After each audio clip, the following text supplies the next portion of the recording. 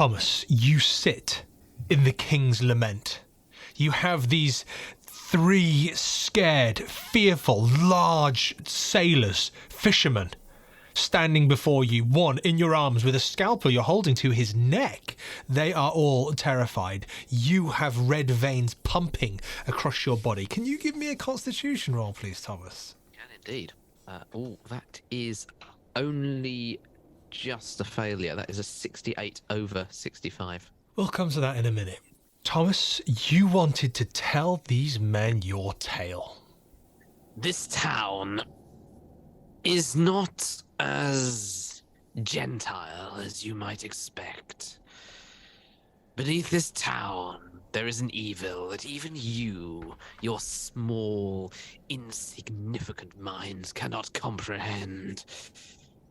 There is something lurking below the center, linked by water, and if I am to understand it, linked by blood.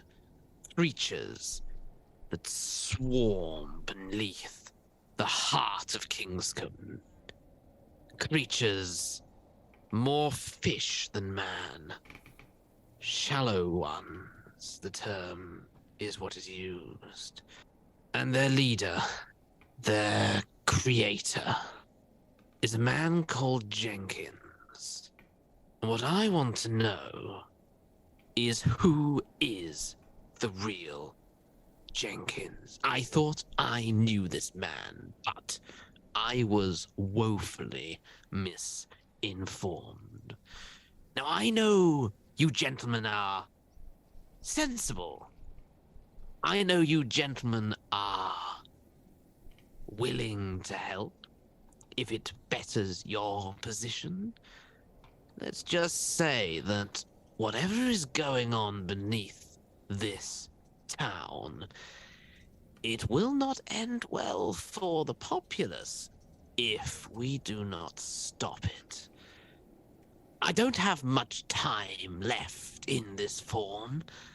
Soon I will return to a pulpy, fleshy creature such as yourselves. But while I have this insight, I think it is worth our while finding out more about what you can do for your town. So again, I will repeat, politely this time, and the grip loosens slightly around the neck of the fisherman. Who is Jenkins? I mean, there's a man. He's only been here a year or so. He goes by Jenkins. He's no leader. He's no boss in charge. I'm sorry, my lord, but you're wrong about that. I mean, I've seen the way that they treat him, and he's no better than a whipping boy. Well, if that is the case, who whips the whipping boy? The same person who tells everybody round here what they're doing and how they're doing it. It's, and you see that they're looking between each other, almost like this is a struggle to say this name. Can you give me just a little nudge on that persuade roll? They're slightly reticent to utter a name. That is a 92 over 10. Did you use your bonus die? Oh, I get a bonus die on that. Do you get a bonus die? On persuade? Well, I could do because I have a high reputation. Although is my reputation altered at all by my appearance? That is the question. I mean, you still are wearing lordly garbs. The fact that you are in a demonic state, I'd probably say that reinforces your kind of societal standing at the moment. We'll see what happens afterwards, but right now, if a lord was standing in front of me, I would want to impress them. If a demonic lord was standing in front of me, I would definitely want to make sure that I end up on their good side. So with my bonus die from my high reputation, that's still a failure with 52 over 10. So they're looking between each other, and they're about to say the one is about to say the name, and then the others are kind of like looking like really sternly, steel eyes, and shaking their head just slightly. You can see that they're shaking their heads. Thomas, you feel a tingle almost in your on the back of your neck. Beads of sweat coming down your forehead. Whatever benefits you have been enjoying, they seem to be fading. And they, between them, no, we can't say it's not worth our lives. But surely the best thing you could do is to help me. I think Thomas starts realizing that the energy that has been flowing through him has been abating. We're going to have them roll to see if they understand what's going on here. Oh dear. That was a critical success. That's what we call a 1 on a D100. They see your grasp weakening. They see that you almost shrink slightly in stature. These red veins pulse. They're still there, but they are lessening their presence. They are no longer pronounced from your skin. Your eyes seem to be dulling, and they look between them and they recognize what's going on. Thomas, they jump on you, and they begin attacking you. Thomas, in shock, I think, will try and defend, but this ain't going to end well. So are you going to dodge, or are you going to attack back? Oh, absolutely dodge. I think Okay. Thomas is perfectly aware what's going on here. Okay.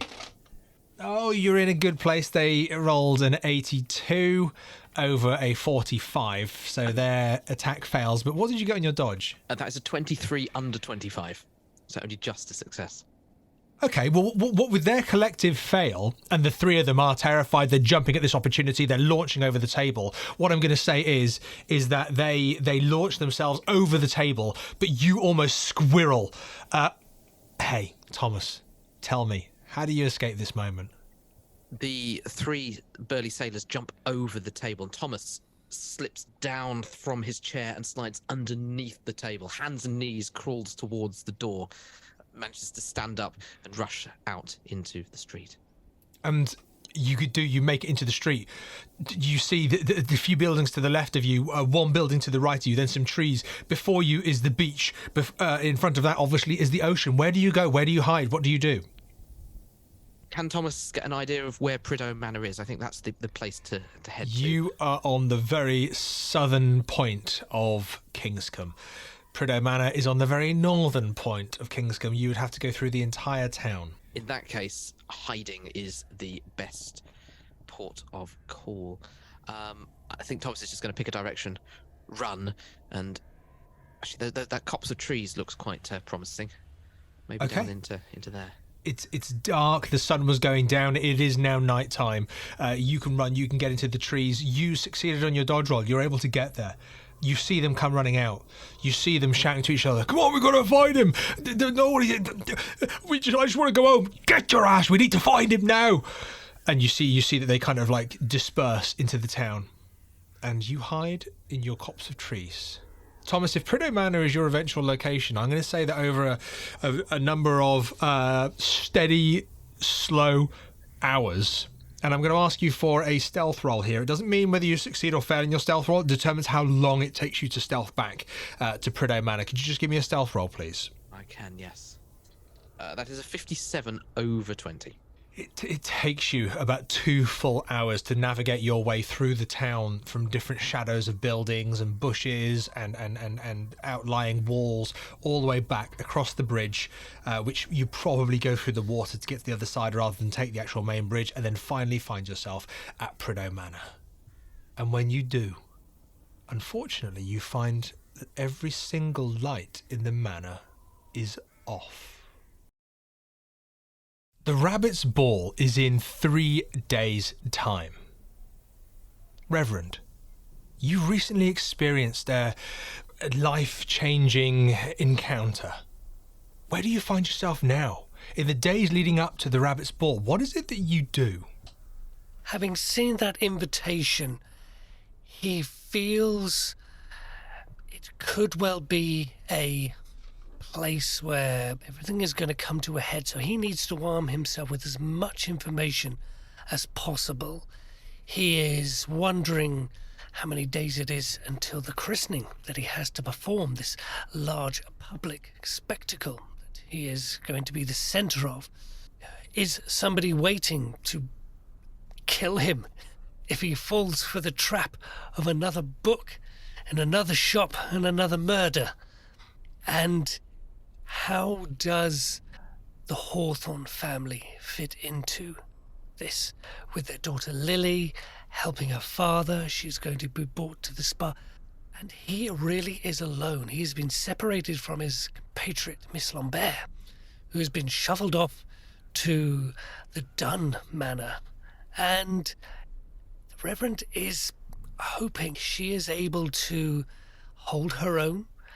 He trusts that Dunn is a man of medicine and will look after Miss Lambert. So he thinks Miss Lambert is probably in the best place she can be for the time being, as he tries to put all the pieces together and feels the weight of this forthcoming occasion where he may have to be the one to rock the boat. So where do you go? What do you do? What time of day is it? It is 11 o'clock in the morning on the 11th. Okay. Well, the Reverend has tried to have as good night of sleep as possible. He's been up to the observatory and he's looked through a few astronomical charts. So he's probably going back over his notes that he made last night. Essentially, he's been trying to work out when the Battle of the Lizard was. Were there any particular stars in the sky at that point? He's trying to figure out something that he can use with his skills in astronomy, but to a certain extent this astrology, and just try to put in place his mind back at that time. What was the circumstances of that period of time, as he is making his way into town to try and find, hopefully, a friend in a certain street with a certain book. Reverend, do you have, I believe you have, the astronomy skill? He does. Could you roll it for me, please? Let us see what he gets. That is an extreme success. Oh, 4 versus 60. Do I need to make a sand check? No, because it's rather unusual. As you have been previously the night before looking up at the stars, you've been seeing usual constellations, looking at things. Occasionally the mind plays tricks. But you can't help but think that if your brother, Adam, had been here, if he had come to Kingscombe, if he had been here, has he been in the manor proper? Did he stay in a room? I mean, he knows your love of astronomy. He knows your passion. Reverend, it's in that moment that as you step back from the telescope and you look up, almost offering a prayer for Adam, a prayer to your God, that you see 2 numbers carved into a beam above your head. 45-32. You turn the telescope to these degrees. They seem wrong at first, because where the telescope is actually pointing now is not at the sky. The telescope seems to be pointing down at the beach, a certain point on the beach. Where the larger inlet is of the beach, you can see that the telescope seems to be pointing directly at that location. Now, whether you know that it was your brother who left those telescopic coordinates, or whether it was somebody else, whoever it was, was watching that spot. Not too far from where you played Pall Mall with the Hawthorns, but not quite. Not exactly. But those coordinates, you check, you double check. You check the telescope, you check the coordinates. That spot on the beach. More answers lie there. He wonders whether today, as he wanders into town around 11 o'clock in the morning, whether it will be a fruitful day for him. He will bid good day to the people as he walks past, try and keep this Prideaux ancestry going, that he is the latest example of a trustworthy Prideaux. And he is keeping a sharp eye as he is remembering Master Tobias's words that he was set upon, and is keeping an eye out for people that might want to set upon the Reverend. And am I right in thinking here that you are looking to find the building that the note said, 6 Crane Court, Crispin Street, the book is here, a friend? This is correct. He has he's gripping his staff very tightly. He doesn't enjoy being mugged for the takings at church, but he is certainly willing to defend himself should any blackguard try and accost him. And he is tentatively, genuinely hoping it is a friend, because he could really do with one in this town. Reverend, it's not long between you walking around the town, navigating a few of the streets, that you actually find off one of the slight roads where it looks like there's a few more industrialised shops happening. This isn't the area that you'd go to take one of the ladies shopping. This is more of a business area. And as you find this business area, you find at 6 Crane Court on Crispin Street, where you find a printer's. Oh. Kingscombe Printers. And the sign outside says Kingscombe Printers, R. Thompson. And, Reverend, can you just give me an intelligence roll, please? Absolutely. This is the people who printed up the bill for the funeral service, isn't it? Turns out you don't need an intelligence roll. Ah, Mr. Thomas. Mr. Thompson. You remember seeing the order of service for Second Lieutenant Matthew Prideaux. And on it there was some strange language, you recall. Yes. But a very beautiful order of service. But at the bottom it said, Kingscombe, printed by R. Thompson, 6 Crane Court, Crispin Street. You are now looking at the note from your friend in your hand as you look at the sign. 6 Crane Court, Crispin Street. The book is here, a friend. Goodness me. The Reverend breathes a sigh of relief. Surely an established business, no matter how much influence Hawthorne and Dunn have over this, will be good, honest business folk, and perhaps Adam actually came here. So he will tentatively enter the shop. It is available to open. Absolutely. You walk in, and you can see that there is quite a sizable printing press. You can see that there is a gentleman there, greying a little bit on the sides, clean shaven apart from his sideburns. He's standing there with an apron over his shirt, reordering some of the stamps at the printing press. And as you walk in, oh, all right there, my lord. Lovely to have you here. Thank you very much, good sir. I say, isn't it exciting, these marvellous printing presses bringing knowledge and education to the masses, whereas people would be spending hours and hours simply rescribing something. You are doing a great service to the people of Kingscombe, and I wonder if I might speak to Mr. Thompson, if he is around, sir. Well, thank you for your kind words, sir. Speaking here, Mr. Thompson. Ah, goodness. I'm Reverend George. I have to do that introduction because, well, I'm fairly new in town and people might not know who I am. And I have a brother, Adam Prideaux, and I believe he might have been here and might have left something, possibly for me. I'm hoping you might know, as a friend, where I might be able to collect something like that. Right, a friend. He bows slightly. My lord, do you have a note, by chance? I do. And he will show him the note. Is this note for me, sir, or destined for somebody else? Just 1 minute, sir. And he turns and leaves at the back door, which he leaves open. The Reverend is going to grasp his staff and look behind him, worried. Peter Owens, you are in this back room. You have been waiting for such an individual to arrive. Mr. Thompson walks past you, and he has a look of panic on his face whenever there is business that is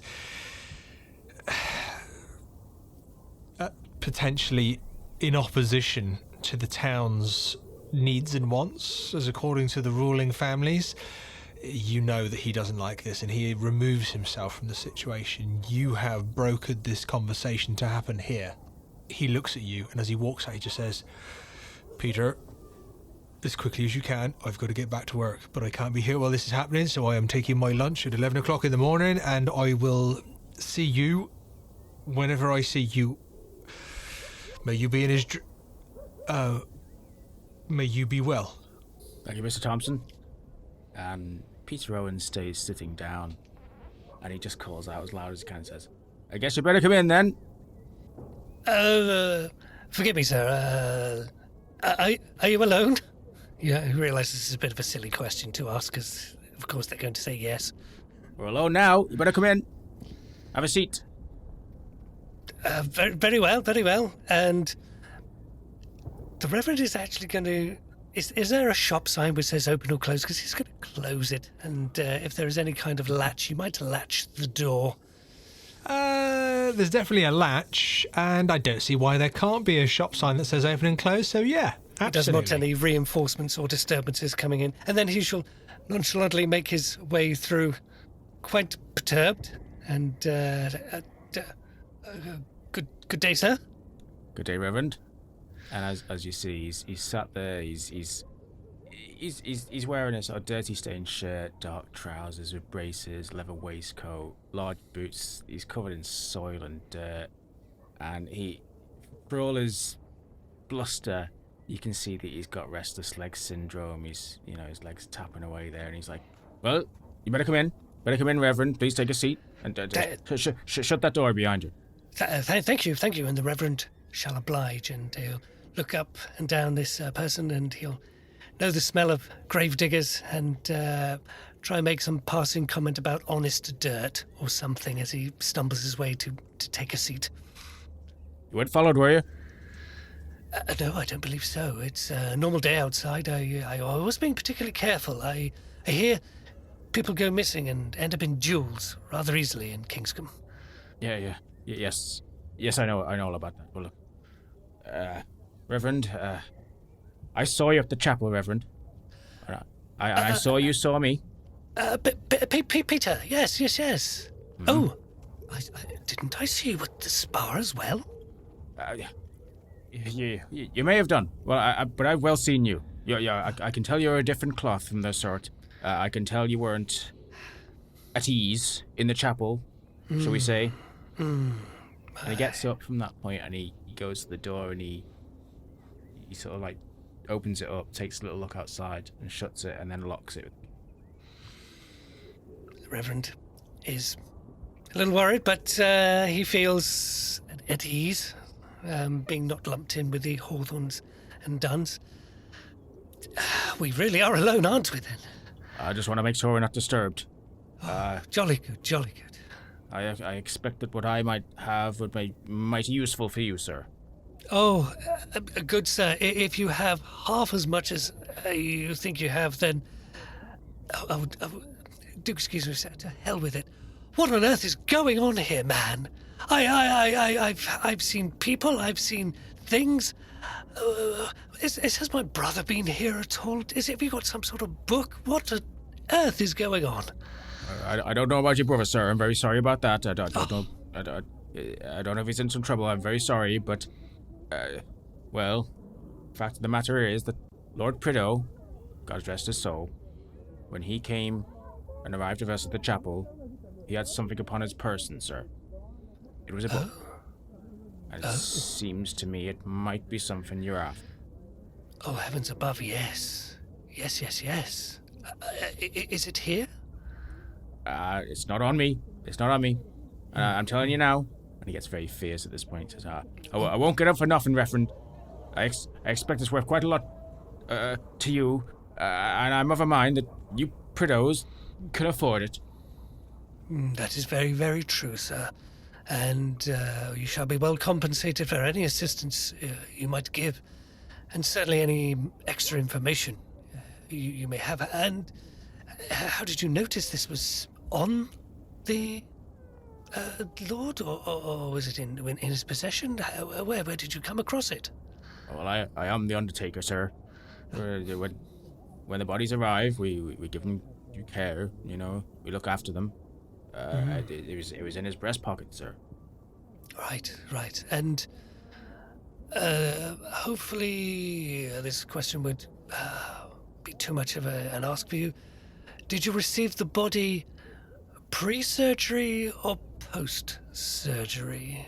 Being an undertaker, I know you would know whether a body has been tampered with. We'll just say that he kept the book very close to his heart, sir. Very close to his heart. Oh, gosh, right, gosh. Very well. And you say you don't have the book. Is it about? Is it safe? Is it safe? Oh, it's safe, sir, but I'm afraid I'm going to have to see the money before we trade it. Very well. Yes, that is very good. And of course, you shall be compensated. May I ask you another question? We are being plagued by some sort of person who wishes to marry my niece, Miss Anastasia, by the name of Jenkins. And you look like you could handle yourself, good sir. And I wondered if I might employ you at a forthcoming ball to perhaps watch out for an approach of unwanted people. Might that be of interest to you, sir? No, sir. I'm not going to get tangled up with Jenkins. Well, you know of him? Look, sir. It really depends. It really depends on the price you're willing to pay. It's a great deal of danger that you're putting me in there. Well, I am soon to be, Lord Prideaux, Regent. A little joke there. Good sir, if you wish to name your price, I'm sure it will be fair and reasonable. And I shall see this money delivered to you, or received, or would be my preference you visit Prideaux Manor and accompany me to the Rabbit's Ball. Have you ever been to one of these things, or hear about such things? Oh, I've heard about it, sir. I expected you'd be one of the ones to go. Right. Now, listen. I was thinking £100 for the book. Goodness, you want to vote in Parliament, do you, sir? It's £100, or you're not getting it. I need £100, and for more, if you want me to fight this Jenkins. Well, it's going to have to be more. It's going to have to be another £100 on top. £200, sir. Goodness, you want a couple of votes in Parliament. Gosh, you could buy yourself a MP for that amount of money, sir. I figure you're good for it, sir. I figure it's... You all on the hill, you can afford it. I'm sure you can. Reverend, can you give me a quick psychology roll, please? I bet the Reverend's going to fumble this one. Failure. 50 versus 36. At least it's not a failure. And he goes, oh, that's a good price now. Well, Peter Owens, tell us, what does the Reverend see in you? He's failed his role, so he doesn't detect the absolute truth of your intentions. What does he see in you? I think he sees a desperate man, no matter which way you cut it. You don't know where the desperation's coming from, but you can see that he clearly wants the money. For reasons he's not disclosing. Reasons he is not disclosed. Please continue. The Reverend knows this chap is probably hard-working, and reluctantly he'll say, well, I obviously don't carry such a fortune on me right now, but I would be happy to help you, give you the money, whatever we need. I just need to find that book, what it contains, and get some closure. So how about we find ourselves a deal, and I go back to Prideaux Manor, and maybe I'll leave my handkerchief or something, and then you can return my handkerchief quite openly, and then I can give you probably a small token, because £100 in notes is quite large, so it might have to be some sort of valuable item from the house that I give to you, that you might be able to carry away more easily than large amounts of paper that you might be set upon. I'd be happy to make those accommodations, sir. Look, if you don't believe me, if you don't believe that it's worth the money, I'll give you this. And he goes into his pocket and he pulls out a crumpled piece of paper and hands it to you. Oh boy. What you're seeing, Reverend, is a rather old-looking page that is written in a very delicate hand. 22nd of October, 1707, under the sea. We 3 survivors, kidnapped by these marrows or deep ones, were used for many unspeakable acts, some which I have tried to block from my memory, but over time and through a desire to survive, arguably the strongest instinct a man has, we were required to serve them. In particular, one of their leaders, a giant creature with the ability to speak to our very minds with images. All this was possible due to the gifts bestowed upon us by this creature. The ability, through magics unknown, to breathe beneath the water and swim at incredible speed was contractual. It was unnecessary to live in these deep water conditions and therefore a gift for servitude. Before long, we were once again brought before the giant creature, who we served, known in our tongue as Mother Hydra, worshipped by these marrows or deep ones. They use these terms interchangeably, and our language struggles to comprehend the images of Mother Hydra as a religious figurehead in tandem with Father Dagon. We 3 survivors, aware of each other from home, but growing ever closer here in this damned underwater city named Cantra Graelad. In their language, they called it Yula. We're told by a voice in our heads from Mother Hydra herself that we would be allowed to live among the marrows or deep ones and learn of their ways if we would praise Father Dagon and Mother Hydra, learn the beliefs of the deep ones, and, upon returning to land, open their shores and teach their word. The Reverend glances over this page and looks back to Master Owens. Good sir, you have yourself a deal. This is indeed gold. Knowledge is gold. Thank you, sir. I don't want to go too much into it myself. If it's useful to you, then it's useful to me. Very well. Here is my handkerchief. If you could say you found it in the street and return it, I shall be back at Prideaux Manor within the hour, and look forward to your visit. He takes the handkerchief. And on that moment, we'll return to Thomas Prideaux. Last night you had quite an unusual awakening. You found yourself behaving in quite an unusual manner in public. Thomas, would you give me a reputation roll, please? I knew this would be coming. And do we think it's with is it a penalty die on this? Shall we defer to Lynne on this one, I think?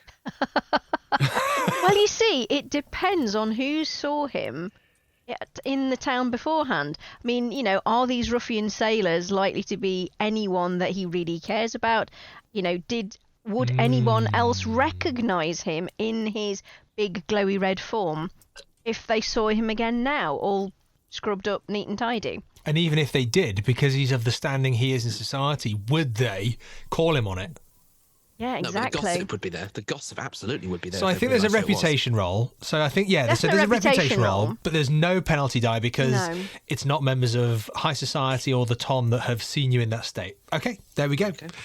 Nice. That is a 0-4 under 61. Oh, my word. Thomas is like a duck with water on his back, as the saying goes. The My sanity and the word. luck, they're diminishing very quickly, but the reputation remains. You'll be very reputable in the asylum that you end up in.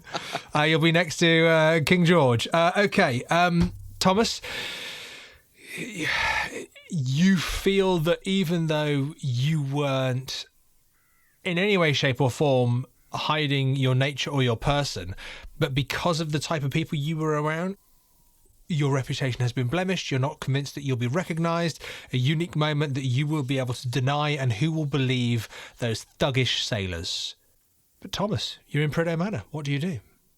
I think the first thing that Thomas wants to do is to try and seek out any family member, whoever Thomas can find, just because I don't think Thomas realizes how much time has passed as well. Where did you kind of collapse and fall asleep last night? So this is essentially, you've essentially slept for a day. We are now on the 12th. I think Thomas would have found his way to a library and just found a couch or a chaise to collapse on, and probably been woken up by the servants coming in to open the curtains and light the fire. Although Thomas, no, you're quite right. I love that. The servants coming in, opening the curtains, lighting the fire. Could you give me a luck roll, please? I can try. That is a 0-7 under 34. Okay, dice. Touche, dice. Well done. Thomas, you don't really remember, but you remember finding the house. It was in darkness. You remember coming in. You remember a servant saying something, looking quite worried, but then disappearing. You found yourself into the nearest room with a chaise lounge. You picked up some books. You thought that you had to find out what was going on. You passed out.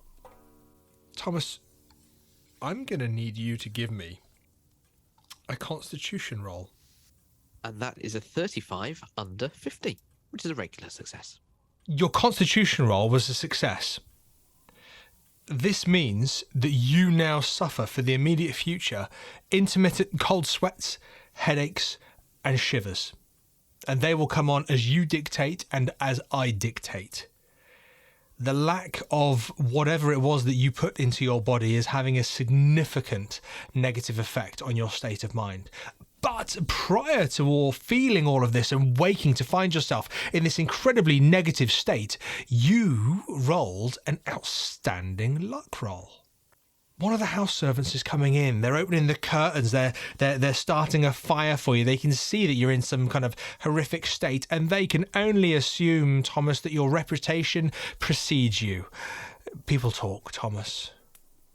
They know, the servants, the staff, even from Shepford Manor, they know that you have a gamble, you have a drink. This isn't a physical circumstance that they are willing to question or challenge you on, because you are the future lord of the manor. And they just want to look after you / leave you be in this, well, semi-comatose state. But with your amazing luck roll, you realise your face is stuck to a book. A book that you had clearly been researching the night before. Thomas, would you mind, in your inebriated state with your shivers and your cold sweats and your headaches, reading to us what you were reading about last night? The book, Waves of Madness, by Mr. Stuart H. Bruce. Cantra Gwelod was an area of land which, according to legend, was located in an area west of Wales, which is now under the waters of Cardigan Bay. Accounts variously suggest the tract of land extended from Bardsey Island to Cardigan, or as far south as Ramsey Island. Legends of the land suggest that it may have extended 20 miles west of the present coast, but a darker source of legend tells of the creatures that crawled out from the briny deep and demanded an unusual contract. These amphibian humanoids, who broke land in Cantra Gwenod and as far inland as Aberystwyth, were known to the locals as Undwyffin or Morwyn, which a local historian, Mr. Dylan Jones, translated from Welsh into deep ones or meadows. It is said that Morwyn brought great treasures from the deep, gold, jewels, and even diamonds, yet each were a part of an ornate carving of some large sea creature depicted in many different visage. In return, the Morwyn demanded worship and brought the teachings of their religion upon the land. With the wealth the Morwyn brought to the land, more was demanded in return. At first, it was the worship of their ancient ocean god. Then it was obedience to the Merrows as they visited the land more and more often.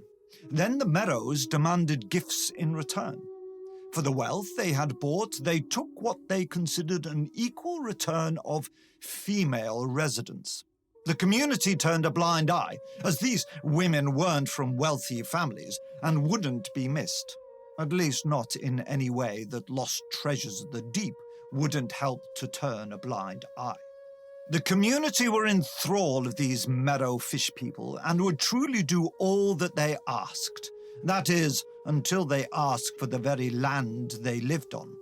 The Merrows told of their kingdom Yulu Yuloa off the coast of Cantra Gwelod, and that the new tribute they demanded as a gift for their mother and their father was the islands sitting off the coast. Therein lies the dispute of land between these Merrows and the locals. It is said that negotiations were not welcome, and within days the townsfolk of Cadra Gwelod rose up against their self-appointed deep-sea rulers. This was seen as a blasphemous attack upon the Merrows' god. Here the legend of Yulu Yuloa delves further in the fantastical. It is said that the refusal of worship and gifts resulted in the mother and father, 50 feet in height, with scaled bodies, long pointed tails and yellow eyes, breaking the shores and sweeping through the coastal town, devouring all those who had refused them. It was the awakening of the mother and father's creator, the god these Merrows worship, that racked the land. A gargantuan monster, standing hundreds of feet tall, leathery wings blocking out the sun, tentacles pulling victims into its mouth, and a voice that stirred in the mind and drove men mad.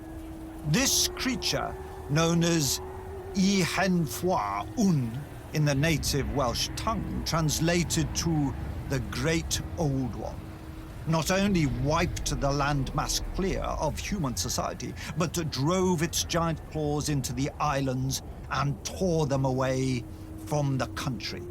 It appeared that whether the former human worshippers of the Merrows and their god wanted to give their homeland as a gift in worship or not, the Merrow god was taking what it believed to be theirs.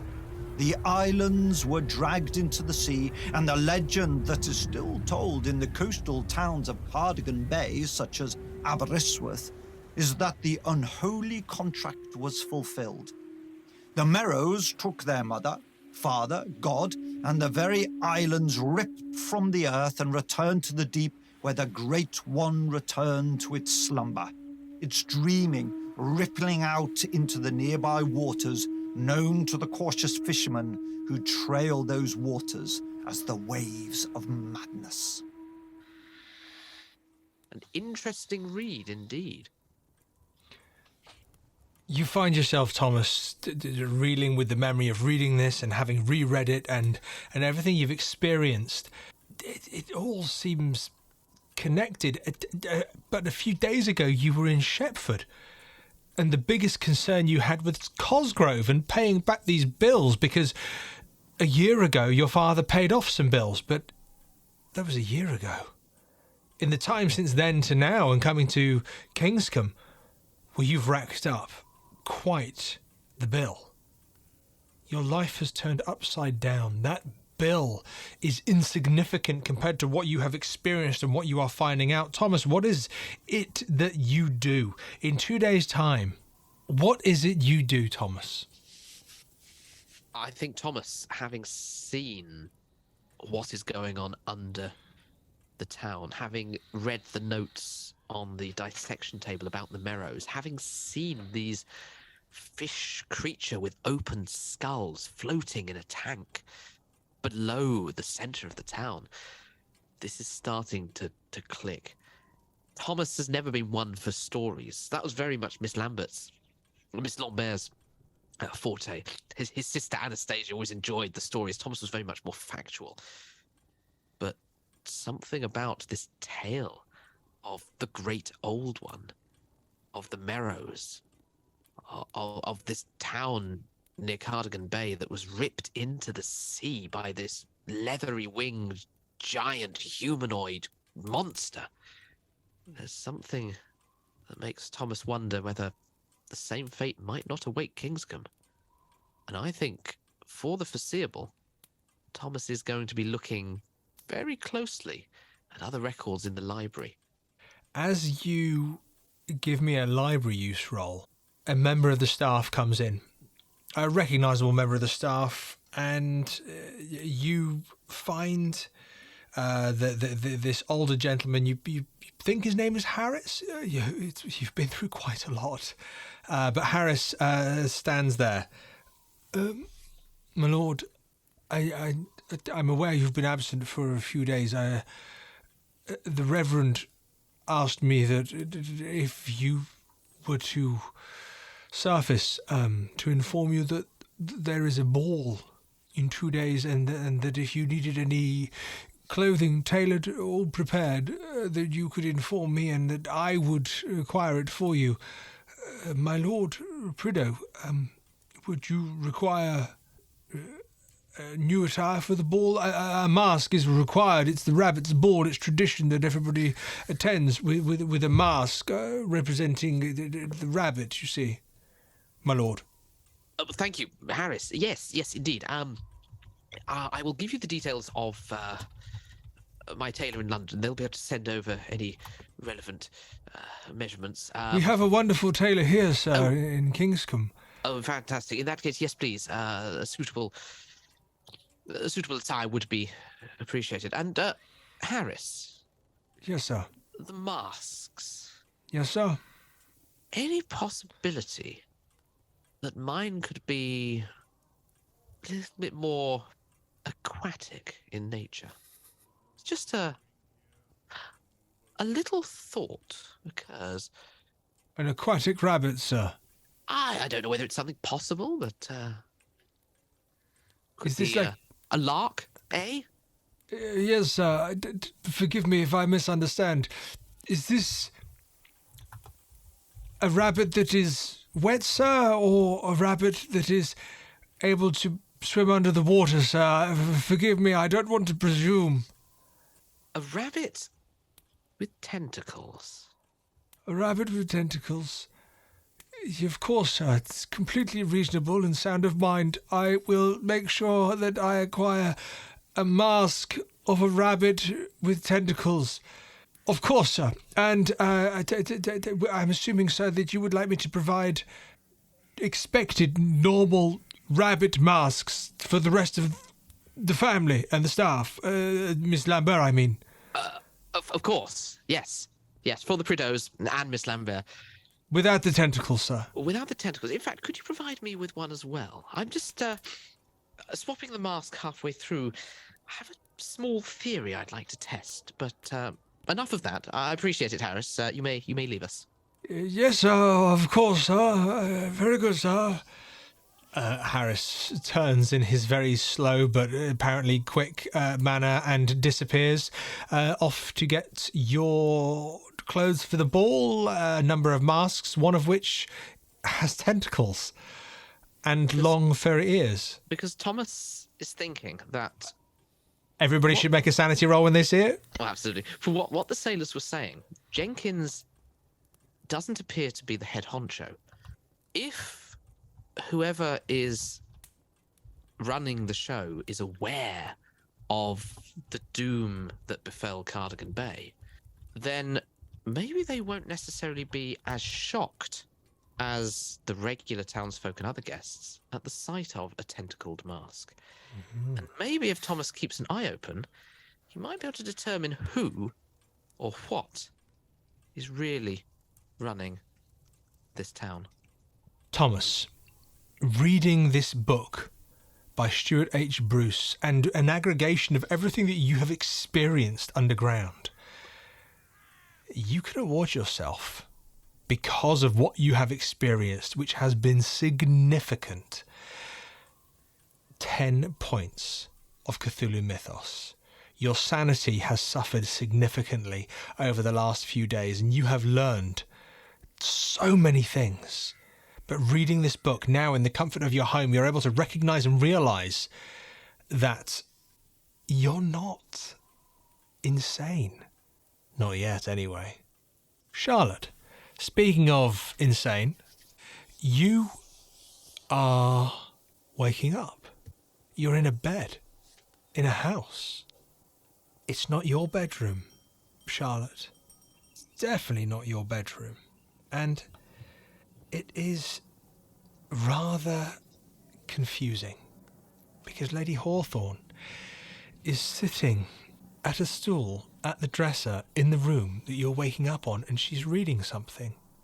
Lady Hawthorne, would you mind reading out loud what it is that you have before you? In shock, Jonas found himself speaking back to his reflection in the mirror. You are alive? The reflection in the mirror winked back, and for the first time Jonas saw that his reflection had a red colouring behind the pupil of each eye. When the reflection spoke, the red colouring shimmered. More alive than you? That's not hard to do. Charlotte, you firstly recognise that Lady Clara Hawthorne is in your room, or in the room that you wake up in, and you immediately recognise she's reading from something that you know deep down, somewhere deep down. You've written this. These are your words. You've been asleep. You can see that she's reading the top of a number of pages there, Charlotte. Could you roll a d12 for me, please? I can indeed. 9. 9. Charlotte, would you let Lady Hawthorne continue reading, or would you stop her? I think stop her is a strong way to put it, because she is Lady Hawthorne with a capital Lady. So I think Charlotte wouldn't exactly challenge her, but she would try and sit up a little bit in bed and kind of greet her and say, Lady Hawthorne, what's happening? Where am I? And I remember being at the beach. Oh yes, my dear. You took quite a turn. I'm not surprised. Those terrible remains of that sea creature that washed upon the beach. I'm not surprised. But we brought you here to Lord Dunn's manor. He is, after all, medically qualified to make sure that you were safe and warm and taken good care of until you came to your senses again. I must say, my dear, this is most inventive. Do you mind if I read some more? Lady Hawthorne, you can immediately begin reading without even waiting for a response. If you don't want me to read them, Miss Lambert, please, You asked Lady Hawthorne, and before Miss Lambert can respond, the next section is in your hand. More of the Crimson Kiss. Excellent. What trickery is this? Am I going mad? Jonas lifted the mirror from the wall to look behind and see if there was some inexplicable trick happening behind the frame. There wasn't. It was just his mother's old mirror in need of a good dusting. When he put it back, the reflection said, I'm you, and you are me. This was always meant to be. Miss Lambert, an opportunity.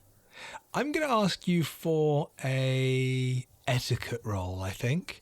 Are you going to stop Lady Hawthorne from reading the next section? She seems really interested. And you know Lady Hawthorne has a penchant for reading people, shall we say? Okay.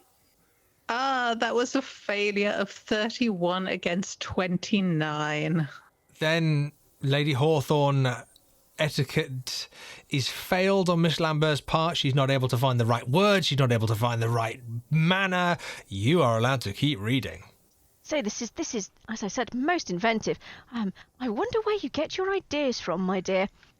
Shall we continue? Yes. The next day, when Jonas returned from his labour at the docks, he found the mirror back on the wall, and his reflection was lying on the bed within the reflected room, reading the newspaper. Lord and Lady to get wed, and here is me upon this bed. Jonas walked up to the mirror, peering into the reflection of his world. Hello, me. Miss Lambert, Lady Hawthorne is reading this story that you are hearing for the first time, but you know you have written. This is your work. These are your words, but Lady Hawthorne is reading them. You know that you have been... Have you been asleep? Unconscious? What day is it? This is your house. You know that Lady Hawthorne has said this is Dunn Manor. What are you doing here? Have you been up writing? Has anybody else read this? Miss Lambert, I would like you to tell me what you'd like to try and do. What you'd like to try and roll. To try and... Well, it's up to you. You're very welcome to have Lady Hawthorne read the entire of this novel that you apparently have written. This fairy tale, this attempt at defiling the Grimms' reputation on their twisted tales. But, Miss Lambert, it's up to you. Charlotte's worried. Charlotte has no memory of writing this. She knows she did it, but she doesn't remember when, and she doesn't remember how. And the last thing she recalls is being at the beach. So how long must she have been here in the Dunn Manor to have been able to write all of this? I think she's probably going to go for maybe a psychology role. I think she'd like to know what Lady Hawthorne is thinking at this moment, not necessarily of the work, but what Lady Hawthorne is thinking of the whole situation and the fact that she has this woman that she doesn't know very well in a guest bedroom, and just what happened down at the beach as well, and that strange creature. She's very worried that people think she's going mad. Quite rightly, I think, as well. Lady Hawthorne, I would like you to read the next passage as we get the psychology roll from Miss Lambert. Miss Lambert, if you'd like to roll, and Lady Hawthorne, if you'd like to read. Hey, a very narrow success of 19 against 20. Oh, another part. This really is. I must say, my dear, though, are you sure this is going to be good for your reputation, pursuing a career in literature? But let me read more. Hello, me? Is that all you say? When you could say anything on this day, the reflection says, rising from the bed to greet Jonas. Oh, well, what would you like me to say? Jonas asked. He was taken aback and thought hard for a moment about what one should say beyond the expected pleasantries. But before he could, the reflection reached out a hand to the surface of the mirror with an invitation. Do you wish to be a bore? Take my hand, and I will show you more. Charlotte, you hear Lady Hawthorne say, take my hand and I will show you more. You remember Hawthorne saying, take my hand and I will show you more. Charlotte, there is something else going on here. Lady Hawthorne is playing a game with you, perhaps. She knows more than she is letting on. She is presenting graces, she is presenting airs, she is your better, and you know that. Without doubt, she is your better, and you know you must behave. But you are aware now that a game is being played by Lord and Lady Hawthorne. What do you do? She wishes very much that Philippe was here, who could probably find the exact words to tell them all to go to blazes. and not care that he's doing it. But that would also be a terrible, terrible social mistake. So with a sort of a fixed smile in place, she tries to sort of dissemble a bit, and she says, well, it's not finished yet. This is very much just a first draft. But can I ask, Lady Hawthorne, have you been reading it aloud while I've been asleep? There's something that last line, I heard it in my dream. To take my hand and I will show you more. Oh, no, I didn't want to disturb you while you rested. Lord Dunn was most definite about that. But, after all, one's inspirations do quite often come from our dreams, do they not, my dear? Oh, very much so, yes. Very much so. Do you write yourself, Lady Hawthorne? Oh, heavens no. Lord Hawthorne would not approve. Absolutely a societal backhand there. Wow. Absolutely. Ouch. Feel the burn. There is a knock on the door. My Lady Hawthorne, Miss Lambert, Lord Dunn wanted you to know that he had to leave for the aquarium, and that he was unable to seat our guest. But if she is well, Lady Hawthorne, she is very much under your care. He sends his apologies, but Miss Lambert. Apologies for speaking through the door, but Lord Dunn said he very much wished you to attend his ball tomorrow evening on the 14th, if you would be so willing.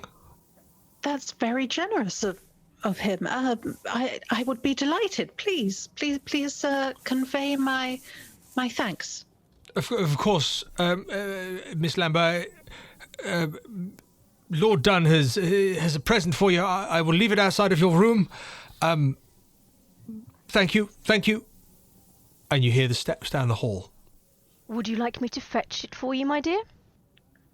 Oh, thank you, Lady Hawthorne. Yes, please. I think I should probably not get up too quickly.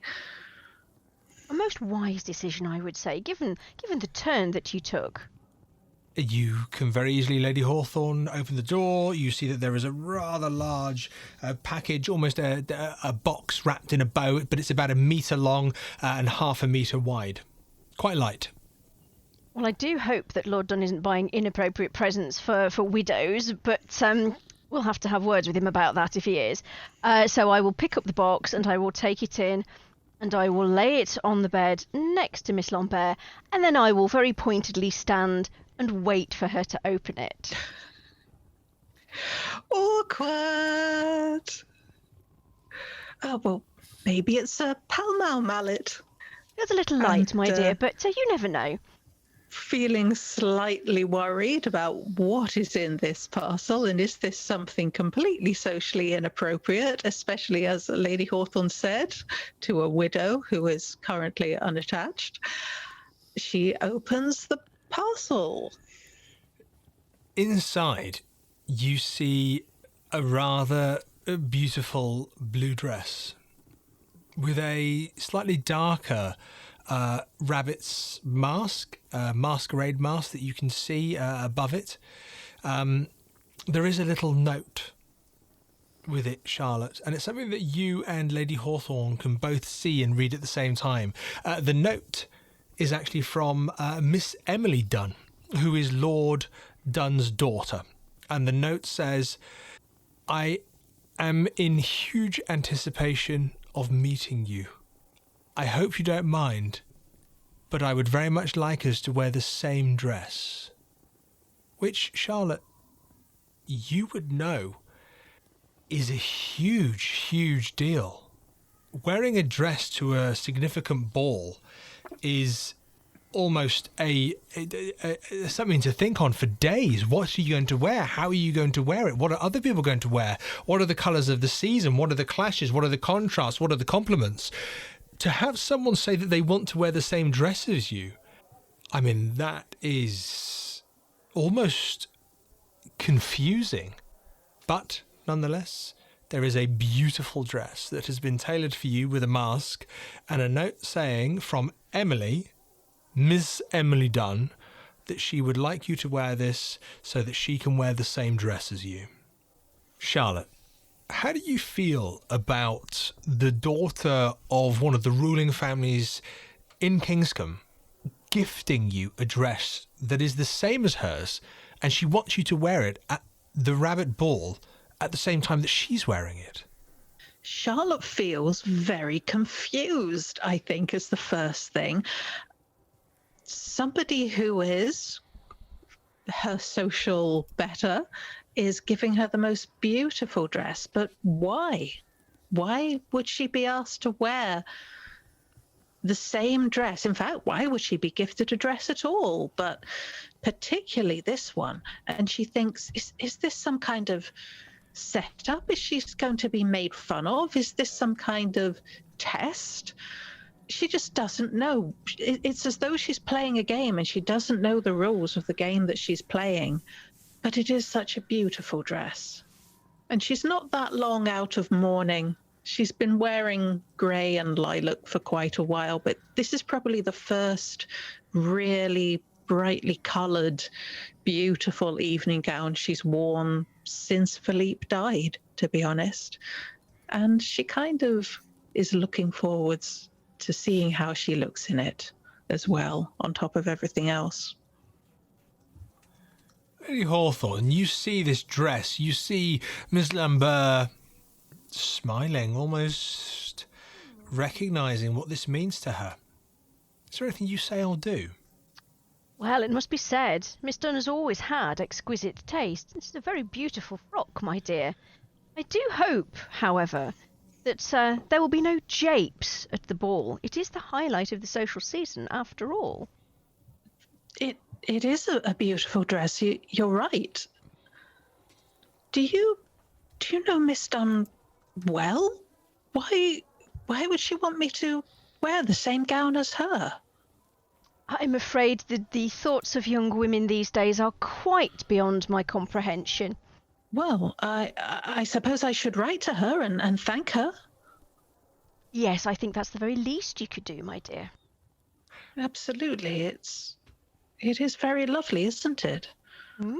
Charlotte, you speak of writing to Emily Dunn, the daughter of Lord and Lady Dunn, and as you look at your writing paraphernalia, you see that there are a number of pages on your desk that Lady Hawthorne had the manners and the social etiquette not to continue reading, but your story apparently continues. Reverend, you're at Prideaux Manor, and there is a servant who comes running up to you after the doorbell essentially rings. The literal bell rings in the house, and a servant comes running up to you. It's not Harris, it's one of the others. It's one of the younger ones who got to you quite quickly. Sir, there's someone at the door for you, sir. Mr. Owens? Ah, delightful. Marvellous, marvellous, marvellous. I'm sorry, I didn't catch your name. Oh, my name's Billings, sir. Well, thank you, Billings. Why don't you fetch me a cup of tea or something, and, well, I'll go and grab the door myself. Very good, very good. Are you sure, sir? Oh, I'm parched, if you wouldn't mind. It'd be jolly kind of you, Billings. Oh, right. Very good, sir. Very good, sir. Billings runs off. So, the Reverend will pick up the small jewelled box that he's been hunting round the house for an hour. He thinks it's roughly worth some money. It's a lot easier to carry than 100 quid in notes. And he will go to the door and open it. Mr. Peter Owens stands before you. He has a small envelope in his hands. Good, very good. And I have a small item here for you, very discreet, I shall think you'll find.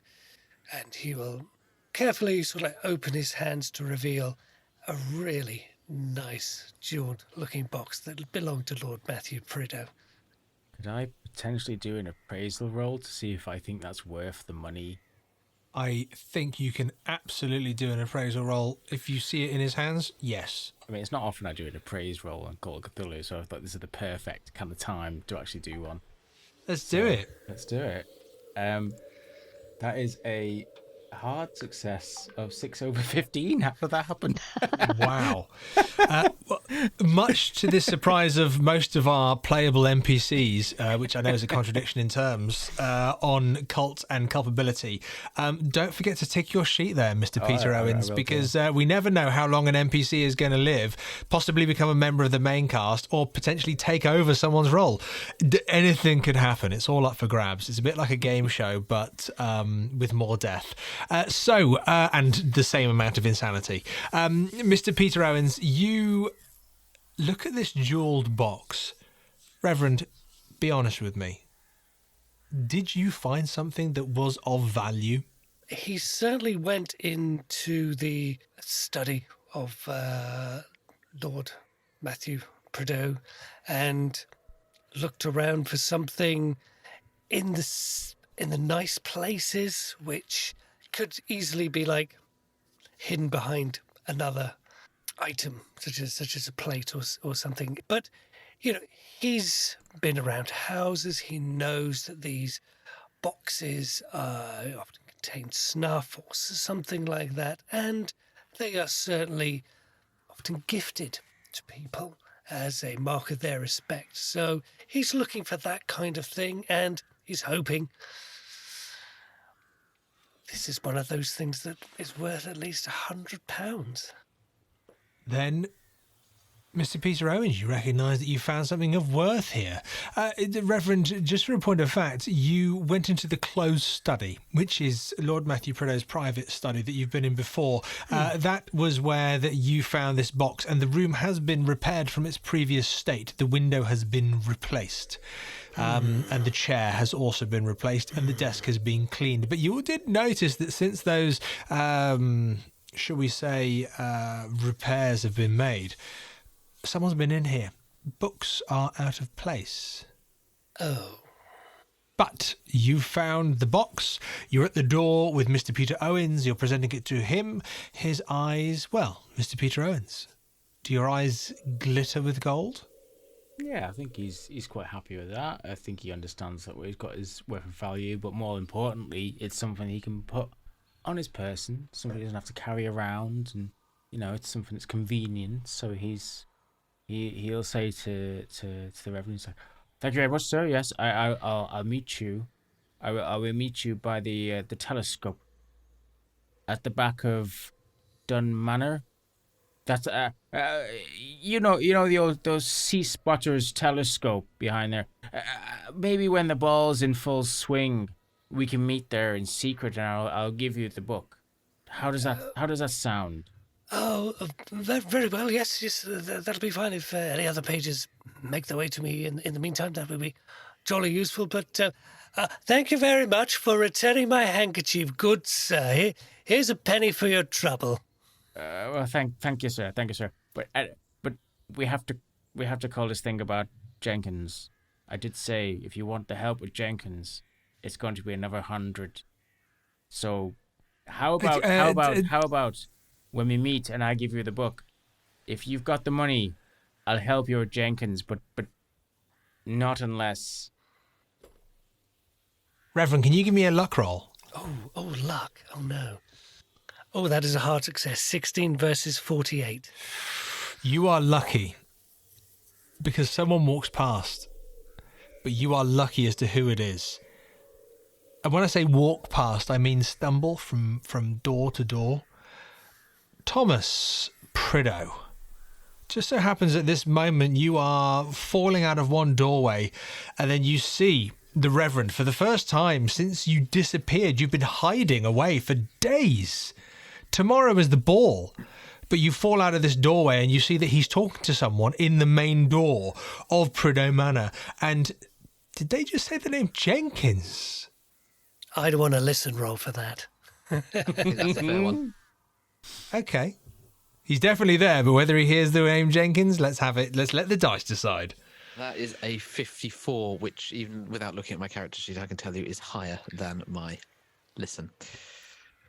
Listen is 20. So that is a failure. I did not hear the word Jenkins, but I do see my uncle. Let's say you're further back in the hall then, so rather than being near the doorway where they are, it's more about where the main staircase is. It's as if you are almost kind of moving from the back hall into the front hall, which are the two big reception areas in Prideaux Manor, and as you do, that's where you see them. You don't hear what they're talking about, but you see the Reverend, your uncle, speaking to this, well, rather low-standing citizen of Kingscombe. Uncle. Master Thomas? Forgive me, sir, just one moment. Master Thomas, wait in the study. I was about to say, I would appreciate your attendance in the study post-haste. Jolly good, jolly good. Thank you very much, Mr. Owens. If you would perhaps bring your spade on that evening, just in case, and I shall see what I can have for you. And at this point, he grabs the Reverend and he pulls him close, and he says, "Is that your nephew, sir? I don't know what his relation is to you, but I think he's got the fever. And look, I think you be careful. You be careful, okay? Now look, I'll meet you by the telescope." Thank you, good sir. Most kind. And he will hopefully time it so the door closes and he turns around and Billings is presenting him with a cup of tea so he can go into the study and tear some strips off Master Thomas. Absolutely. He's got a cup of tea for you. He hands it to you as you move smoothly. Thomas is walking like someone who, well, has the fever. And you almost join as you enter the study together and you walk into the room. You're both clearly about to speak to each other, but as you walk into the room, you can't help but notice on the brand new cleaned desk of the closed study is a mask of a rabbit's head with tentacles and a dagger driven through the mask, pinning it to the desk. Thank you for joining us for Cult and Culpability. Remember, you can find us at www.miskatonicplayhouse.com, and you can also visit the main stage for other scenarios from the Miskatonic Playhouse with links in the show notes below. Please like and subscribe, and if you can spare a minute to leave a review, it makes a huge difference to other like-minded listeners who will be able to find and enjoy our work. Until next time, when the curtain rises again.